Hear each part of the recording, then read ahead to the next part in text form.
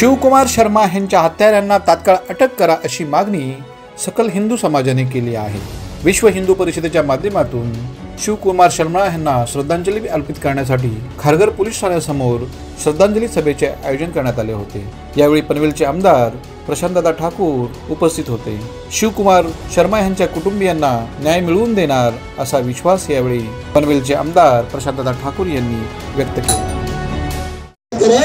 कि जब तक यहाँ पर हमने एक हफ्ते का समय तो देख लिया, पर अगर ये एक हफ्ता होने के बावजूद अगर यहाँ पर कार्रवाई नहीं होती तो हमको इससे भी कड़वा कदम उठाना पड़ेगा।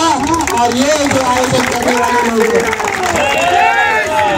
इनको एक्शन, इनके ऊपर जब तक एक्शन नहीं होता, जब तक ये हत्यारे पकड़े नहीं जाते, तब तक हमें और इससे सख्त कदम उठाने पड़ेंगे।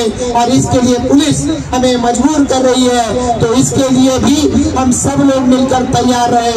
यही यहाँ पर बात करते हुए स्वर्गीय शिवकुमार शर्मा जी को श्रद्धांजलि अर्पण करता हूँ। और ऐसे हमारे किसी साथी को श्रद्धांजलि अर्पण ना करे, यही भावना व्यक्त करते मेरा निवेदन समाप्त करता हूँ।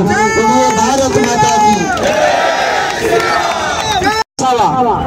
यासाठी आज आपण इथे सर्व जमलेलो आहोत। या आधीच्या सर्वांनीच माननीय आपले आमदार असतील प्रशांतदादा ठाकूर यांनी देखील आपल्या भाषणात सांगितलंय आपल्या वक्तव्यात। परंतु मी दादा आपल्याला एकच सांगू इच्छेन की आपण विधानसभेत आणि आपल्या राज्याचे माननीय मुख्यमंत्री कार्यक्षम असे गृहमंत्री असणारे सन्माननीय देवेंद्रजींना सांगावं की ही जी परवानगी ज्या प्रशासनाने दिली होती या प्रशासनावर आधी गुन्हा नोंद झाला पाहिजे। कारण की या प्रशासनाने परवानगी दिली, किती संख्येने येणार किती येणार सर्व विचारत असतात। आजपर्यंत या पोलीस स्टेशन मध्ये गोरक्षेसाठी येत होतो, लौचियासाठी येत होतो, पण आज खारघर मध्ये माझ्या हिंदू बांधवांची हत्या झाली। पुढे खारघर स्टेशनवर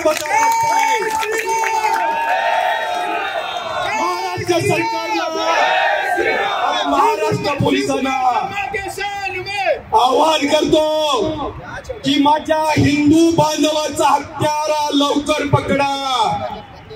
आणखी किती दिवस लागणार आहे त्याला पकडायला? ज्या वेळेला एवढी संख्या आली आणि देशातले सगळे उदाहरण आम्ही बघितले, तर हे प्रशासन हतलावय। हे जो इज्तिमा आयोजित केला होता याचं नियोजन काही वर्षापासून चालू आहे।